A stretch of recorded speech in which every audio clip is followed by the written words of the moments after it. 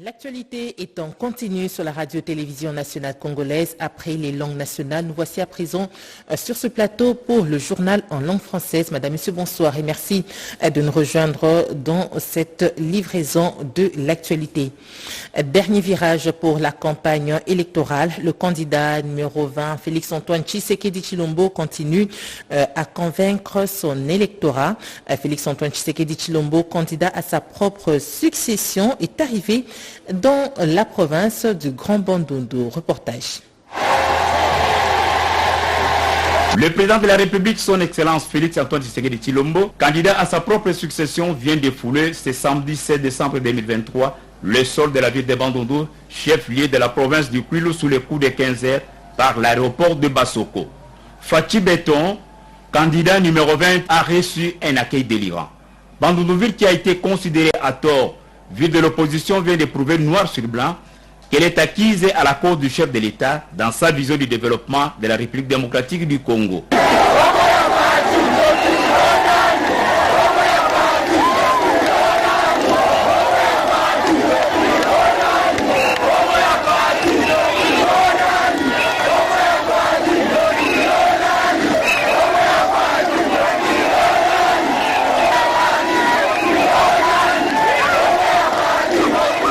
De l'aéroport à la tribune du camp Onatra, la foule s'est amassée le long des grandes artères. Dans son message, le candidat numéro 20, qui a sollicité le suffrage de la population ce 20 décembre 2023, a souligné qu'il connaît les grands soucis de la population de Bandundu, celle d'asphalter le tronçon Mongata-Bandundu-Ville.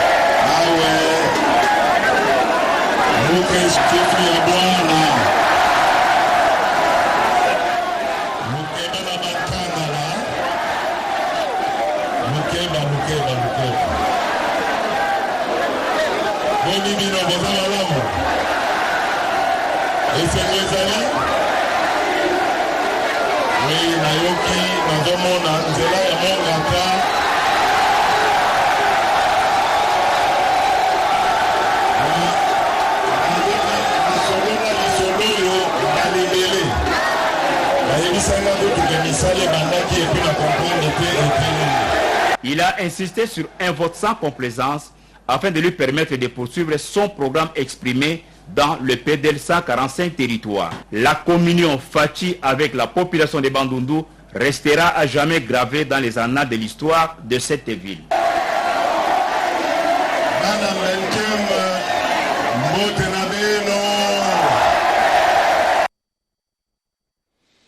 Avant Bandundu-Ville, le candidat numéro 20 était dans la ville de Kikwit, devant des milliers de personnes venues l'écouter. Le chef de l'État est candidat à sa propre succession. Félix-Antoine Tshisekedi a dénoncé le complot de quelques compatriotes congolais contre le pays. Plus de détails dans ce reportage de Kibambe Somoïsa. Le Grand Bandundu est le dernier tournant de la campagne de Félix Antoine Tshisekedi Tshilombo, qui se représente aux urnes pour son deuxième mandat constitutionnel. Même ambiance festive à Kikwit, comme partout à travers les provinces de la RDC, où le candidat numéro 20 est arrivé en compagnie de sa chère épouse, la distinguée première dame Denise Nyakeru Tshisekedi. Kikwit réclame le deuxième mandat de Félix Antoine Tshisekedi Tshilombo pour lui permettre de parachever son programme de développement de la RDC.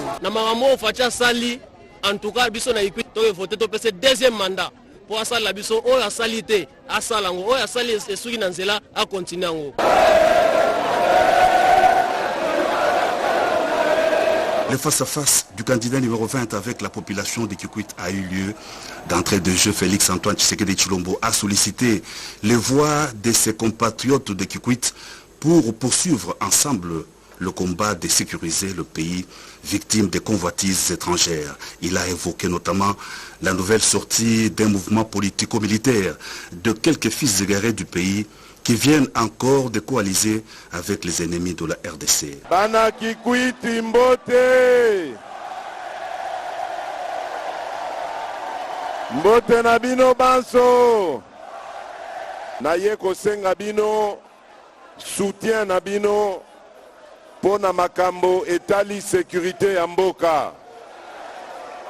Mboka ezali na banguna ebele. Lelo bana mboka moko basangani na bango moko bapaya kuna. Balobi basali mouvement na bango ya militaro politique, politico militaire. Nyonso wana po babundisa bana ya Congo.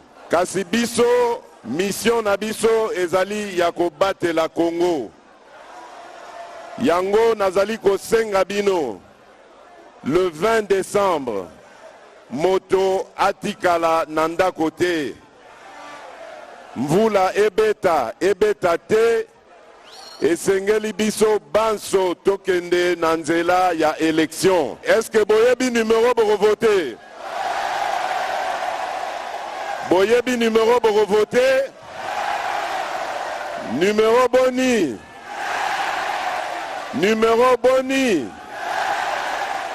Nous devons lutter pour protéger notre terre, notre nation et continuer notre programme de développement du pays, a renchéri le candidat numéro 20 qui est revenu sur les grandes réformes dans le domaine de l'éducation avec la gratuité de l'enseignement primaire public qui devra se poursuivre au niveau du secondaire, la construction des universités dans le domaine de la santé avec la gratuité de l'accouchement de la maman congolaise et des premiers soins du nouveau-né, ainsi que dans les secteurs des infrastructures grâce au programme de 145 territoires qui est déjà d'application dans les différentes provinces du pays.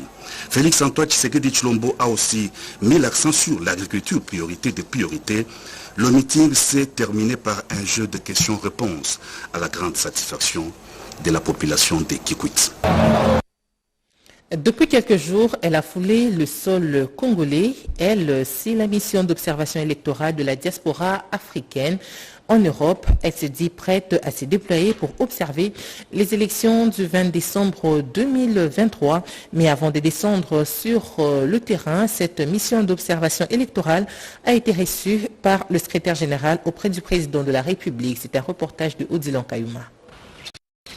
C'est tout premier contact entre Jean-Jacques Louboya, secrétaire général auprès du président de la République, et la délégation de la mission conjointe d'observation électorale de la diaspora africaine en Europe, a été très enrichissant. Hormis l'échange des civilités, les deux parties se sont plus attardées sur les élections de 20 décembre 2023. Élections voulues démocratiques, transparentes, apaisées et surtout sans casse. La mission conjointe d'observation électorale de la diaspora africaine en Europe, qui a atterri en RDC il y a quelques jours passés, s'est dit prête à travailler en toute objectivité le jour J, c'est-à-dire le 20 décembre 2023, date de la tenue des scrutins en terre congolaise. Il faut avoir confiance à la commission électorale. Il faut avoir confiance à la Cour constitutionnelle parce que ce sont elles qui organisent, ce sont elles qui proclament et qui doivent certifier ces élections-là. Donc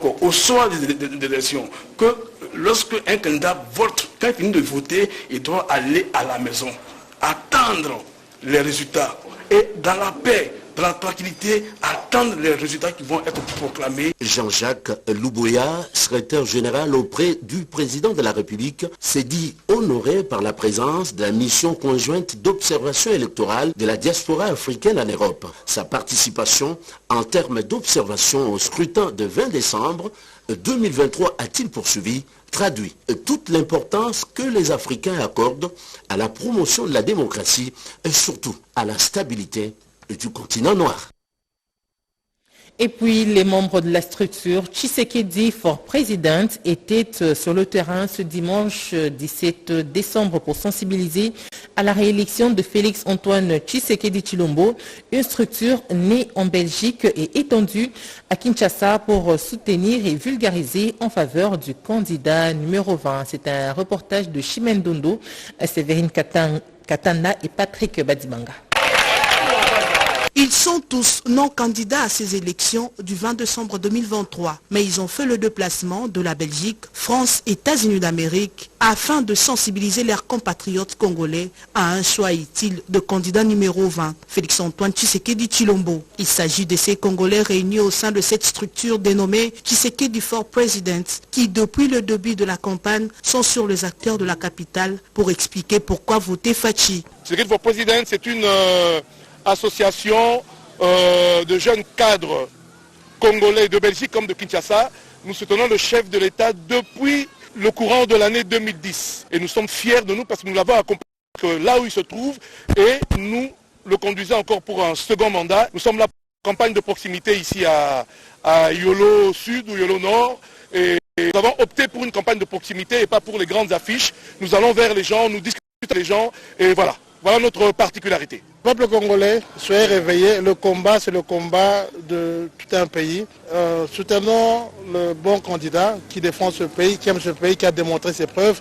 Jeunes Congolais, jeunes Congolaises, vieux, vieillards, tout le monde, soutenez ce combat. Et nous sommes là pour la patrie. Et nous allons vaincre avec le président Félix. Un mouvement né en Belgique, étendu jusqu'à Kinshasa, est loin d'être opportuniste, mais réaliste au regard des actions de Félix-Antoine Tshisekedi Tshilombo, qui n'a fait que redorer l'image de la République démocratique du Congo à l'interne comme à l'externe.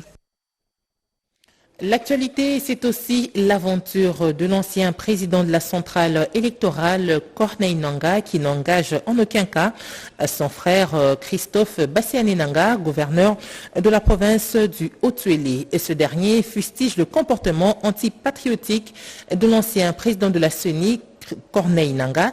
Il a dit au cours d'un meeting pour soutenir le candidat numéro 20, à Félix-Antoine Tshisekedi Tshilombo. Damassé sur les reportages. Samedi 16 décembre 2023, une très longue journée pour ce gouverneur candidat à la législative à Isiro. Tôt le matin, au terme d'une caravane motorisée 100% Fachi, Christophe Bassiané Nangaa est en face d'une marée humaine rassemblée dans la cour extérieure de l'école primaire Koulou pour un meeting qu'il qualifie de vérité. Dans sa harangue, première vérité, tous les 51 000 électeurs d'Isiro n'ont qu'un seul champion à voter massivement le mercredi 20 décembre. C'est le candidat numéro 20, mais aussi lui-même. Ticket gagnant, c'est numéro 20. 50 000 voix na biso. Topesi yango papa Tshisekedi parce que ayoki biso. La seconde vérité pour ses disciples patents de Félix-Antoine Tshisekedi Tshilombo est celle en rapport avec l'engagement politique de son frère aîné Corneille Nangaa. Des affinités consanguines, oui. Par contre, le même conviction politique, non. Corneille Nangaa choisit son camp, c'est clair, alors que Christophe Bassiané Nangaa, le sien, connu de tous, c'est celui du bon côté de l'histoire avec Fachi. Halte donc à toute spéculation intox à ces sujets, insiste-t-il.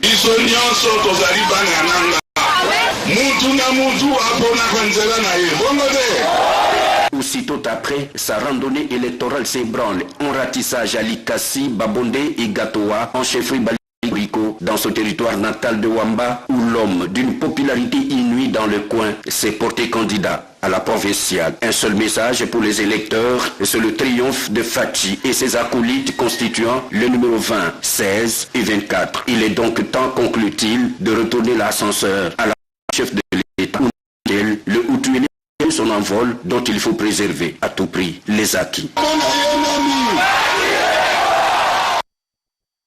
Et dans la province du Kasaï, la population de Chikapa qui a réservé un accueil chaleureux au chef de l'État, Félix Antoine Tshisekedi, lors de sa visite récente dans cette partie du territoire national, a exprimé sa satisfaction au micro de Franklin et Claire Kalumbo. C'est avec beaucoup d'honneur que nous avons accueilli le fils de ce pays, son Excellence Antoine Tshisekedi Tshilombo, dans son chef au Kasaï.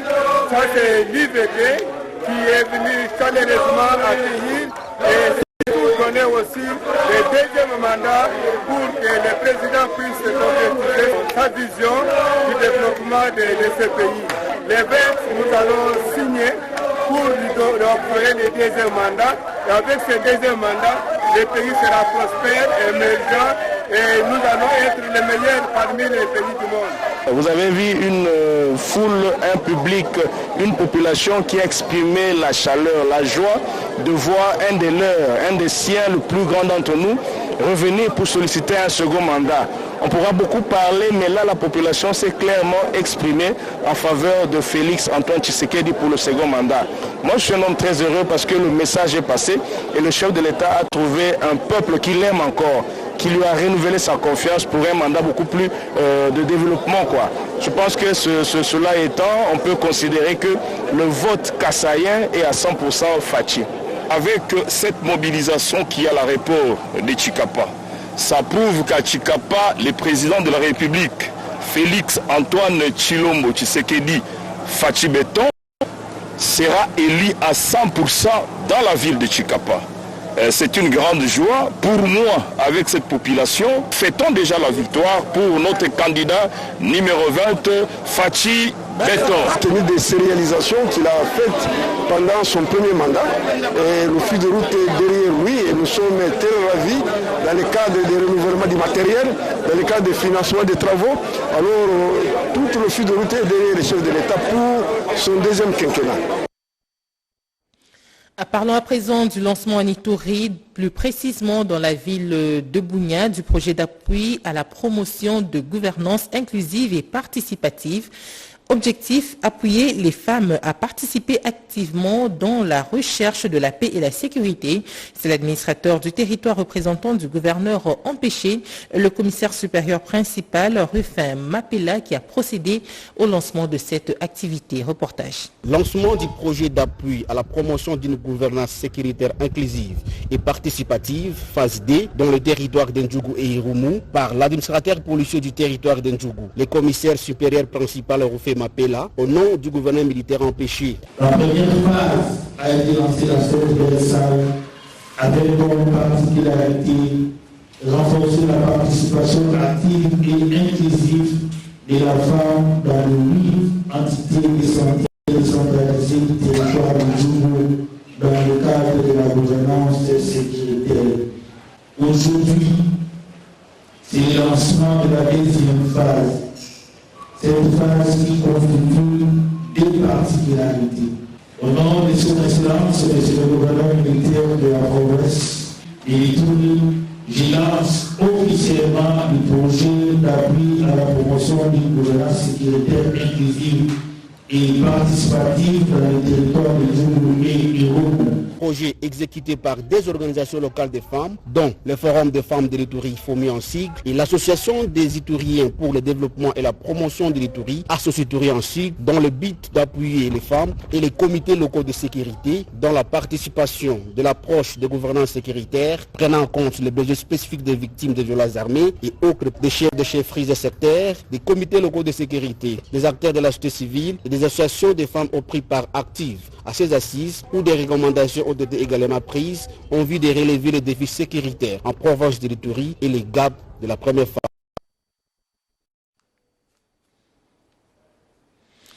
Campagne électorale, suivez à présent ce qu'a été les activités du coordonnateur du candidat numéro 20 dans la province du Nord Kivu. Le rouleau compresseur de Mbusa Nyamwisi grappille des voix dans le Nord Kivu. Dieu, le Congo et la loi tels que prônés par le RCD-KML, son parti politique, Mbusa Nyamwisi a respecté samedi 16 décembre sa devise. En bon chrétien, tôt le matin, le coordonnateur provincial de la campagne du numéro 20, Félix-Antoine Tshisekedi dans le Nord Kivu, a communié avec les fidèles de la 3e communauté baptiste au centre de l'Afrique à Kichumbiro, au sud du territoire de Lubero.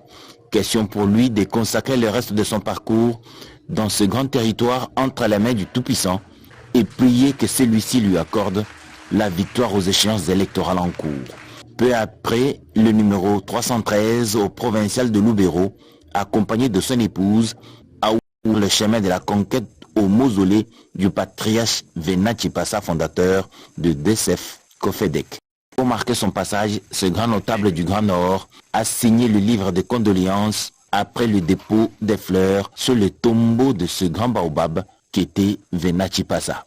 Déterminé à rafler des voix pour la réélection du candidat à sa propre succession Félix-Antoine Tshisekedi, le coordonnateur de la campagne dans le Grand Nord continue de passer la main et la repasser pour ne laisser aucun électeur sans avoir écouté l'évangile, Félix Tshisekedi.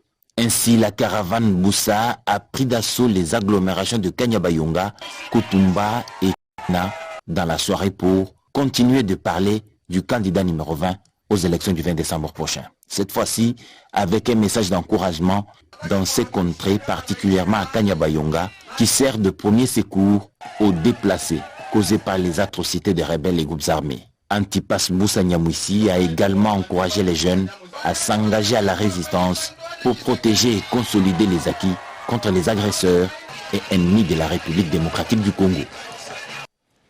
Tout à fait autre chose à présent, nous sommes dans la province du Nord Kivu. Nous y restons pour parler de l'atelier de formation et de sensibilisation contre les violences basées sur le genre. Cette rencontre organisée à Goma l'a été dans le cadre des 16 jours d'activisme contre les violences basées sur le genre. Reportage. Campagne de 16 jours d'activisme contre les violences basées sur le genre et un atelier de formation et de sensibilisation a été organisé ce vendredi 8 décembre 2023 en vidéoconférence en faveur du personnel de IMA World Health dans différents coins de la République démocratique du Congo. L'objectif est que le personnel de cette organisation qui lutte contre les violences basées sur le genre soit efficace sur le terrain et ait une bonne compréhension de cette problématique. Cela comme l'a souligné Charles Guima Congo, directeur pays. C'était avant de parler de la catégorie des personnes marginalisées qui ne jouissent pas de l'entièreté de leurs droits. C'est-à-dire que tous les projets de IMA, quel que soit leur domaine, ont l'obligation de travailler sur la question de lutte contre les violences basées sur le genre.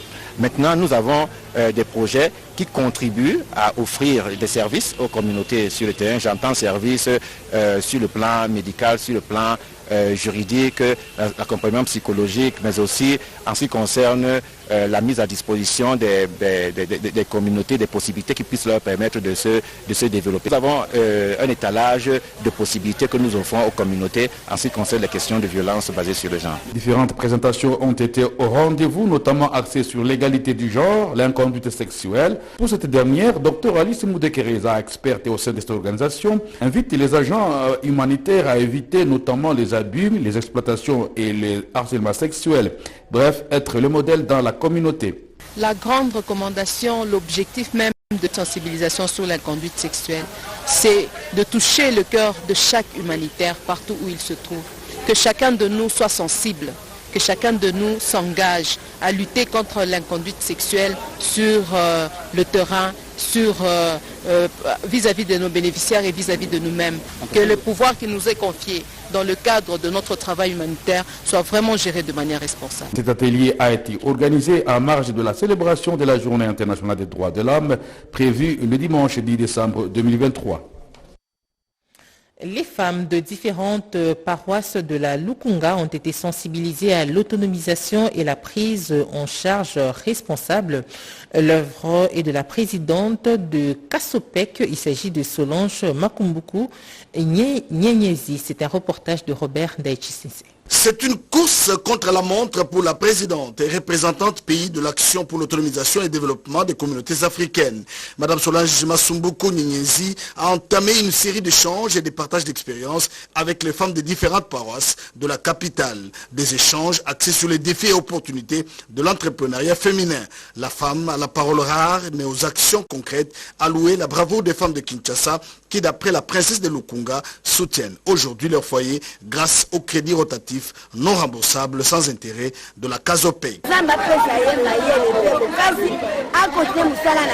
D'une paroisse à une autre, Solange Masumbuku Nyenyezi a exhorté les femmes à l'autonomisation et valorisation de ces femmes détentrices de petites unités de production. Occasion donnée pour défendre son bilan élogieux à l'Assemblée nationale avec une contribution significative à la loi portant organisation sages-femmes et des infirmiers. L'infatigable Nyenyezi galvanise ces femmes à l'autonomisation par la distribution de quelques pagnes. Tout s'est terminé par un déjeuner de presse avec les chevaliers de la plume. Avec eux, Solange Masumbuku Nyenyezi a fait un état des lieux sans complaisance de toutes ces actions faites pour les femmes durant la législature passée. L'entrepreneuriat en réalité vient restaurer à cette femme micro-entrepreneur ses droits et ses devoirs. L'État a le devoir de prendre en charge les micro-entrepreneurs. L'État a le devoir de l'accompagner. L'État a le devoir en cas de problème, en cas de petits soucis. L'État a le devoir aussi de porter solution à ces soucis-là. Voilà pourquoi je suis heureuse, non seulement de demander encore à ces femmes de me faire confiance pour que la mise en œuvre de cette loi soit effective. La situation sécuritaire à l'est de la République démocratique du Congo a été évoquée avec les condamnations générales sur l'agression rwandaise. Processus électoral oblige, Solange Masumbuku Nyenyezi a invité les Congolaises et Congolais à voter utile pour pérenniser les acquis le 20 décembre prochain. Je vous propose de suivre à présent ce qu'a été cette tribune d'expression populaire sur le genre dans ce reportage de Christine Lenzo. Après les quartiers Maviokele à Kimbanseke, les femmes du mouvement Rien ça les femmes ont sensibilisé à Kingasani Asuka dans le but d'amener la population dont les femmes à voter femmes. Faïda Mwangilwa et révérende Thérèse Bimpa ont saisi cette occasion pour conscientiser les femmes à voter utile tout en militant pour la représentativité égalitaire hommes-femmes dans les instances de prise de décision.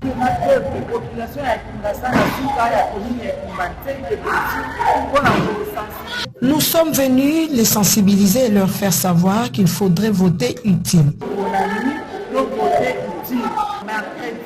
Déjà à 6h du matin. Les mercredis 20 décembre à 6h du matin, nous irons voter nos futurs dirigeants. Rien sans les femmes qui s'est impliquées dans le processus électoral par ses plaidoyers et sensibilisations aussi. Les renforcements des capacités des électrices et des candidates visent à renforcer les actions de visibilité des femmes sur le terrain. Et puis ce séminaire de sensibilisation sur les violences sexuelles qui s'est tenu ici à Kinshasa, c'était dans le cadre des 16 jours d'activisme de lutte contre toute forme de violence faite aux femmes. Gaëtan Magalanou. Si on vous accorde des preuves, vous allez commencer à chercher. Deux femmes, aussi deux hommes débattent autour de questions liées aux violences sexuelles basées sur le genre en RDC, dans le cadre de la célébration de 16 jours d'activisme de lutte contre toute forme de violence faite aux femmes. Ici, il est également question de faire un état de lieu, de VBG en milieu de travail aussi, d'exposer sur les causes et facteurs de violence sexuelle, avant d'ajouter le mécanisme juridique et réponse communautaire de lutte contre les violences sexuelles basées sur les genres en milieu professionnel. Étant donné que c'est une nouvelle approche, la protection contre l'exploitation et les abus sexuels, il faut qu'il y ait un nombre suffisant de gens au niveau du ministère qui puissent faire la restitution à leurs collègues pour que l'approche soit comprise par l'ensemble des membres du personnel et pour donner le plus de chances à ce que cela devienne une effectivité au niveau de la fonction publique, la lutte contre les exploitations et abus et harcèlements sexuels. Il y a des mesures qui doivent être prises, par exemple au niveau des recrutements du personnel, au niveau de l'organisation du service. C'est pourquoi les ressources humaines doivent être bien informées sur ces concepts et sur les mesures les plus appropriées à mettre en place au niveau des recrutements, au niveau de la gestion du personnel. Le risque zéro n'existe pas, mais dans chaque mise en œuvre d'un projet, d'un programme, nous sommes là pour essayer d'atténuer le risque, pour ne pas dire qu'éliminer concrètement toute forme de risque. Cette matinée d'échange et de plaidoyer sur l'éradication de violences sexuelles basées sur le genre en milieu de service public a permis à l'assistance d'en savoir un peu plus aussi, de formuler de recommandations pour éradiquer ces fléaux. Sachez également qu'il s'est tenu dans la province du Haut-Katanga à la direction provinciale de l'INPP la deuxième session ordinaire du comité consultatif permanent. Les réalisations et activités ainsi que les assignations de l'INPP ont fait l'objet de cette séance de travail. Reportage. La deuxième session du comité consultatif permanent de l'Institut national de préparation professionnelle du Haut-Katanga a eu lieu jeudi 14 décembre 2023. Ce cadre d'échange et d'évaluation des réalisations de l'INPP a été présidé par Faustin Kishiko. Lors de son allocution, le directeur provincial de l'INPP, Joël Mokomba, a présenté le bilan de l'année 2023, marqué par plusieurs réalisations. Le lancement du projet du site de Kawama, l'acquisition de la tractopelle, le lancement du projet PAFEC, la participation aux différentes expositions et forums et également aux différentes conférences internationales telles que la StarTech en Belgique et la COP 28 à Dubaï. Et cela en vue de signifier de l'existence et importance de l'INPP, structure de l'État congolais pour la formation professionnelle qualifiante. L'agent technique Jean-Pierre Koulou s'est attelé sur les activités techniques réalisées dans les différentes antennes de l'INPP. Les activités réalisées dans le cadre du processus de contrôle de la qualité des formations ont été mentionnées par l'inspecteur Kokoboroto. Le débat et échange n'ont pas manqué dans l'assistance. Le président du CCP, Faustin Kishiko, et le directeur provincial de l'INPP, Joël Mokomba, se disent satisfaits des travaux.